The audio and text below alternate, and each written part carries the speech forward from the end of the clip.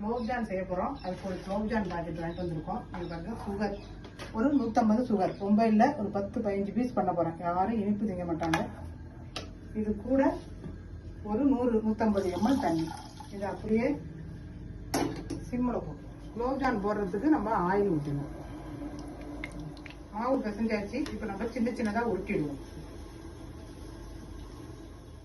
குலோப்ஜாமை இந்த சைஸுக்கு உருட்டியாச்சு.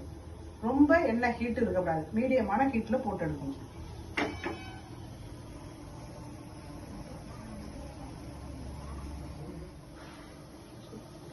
இந்த கலருக்கு வந்துடணும். சிம்மில் வச்சு வேக வைக்கணும். கம்பி பதம் வந்துடுச்சு. இப்போ நம்ம இதை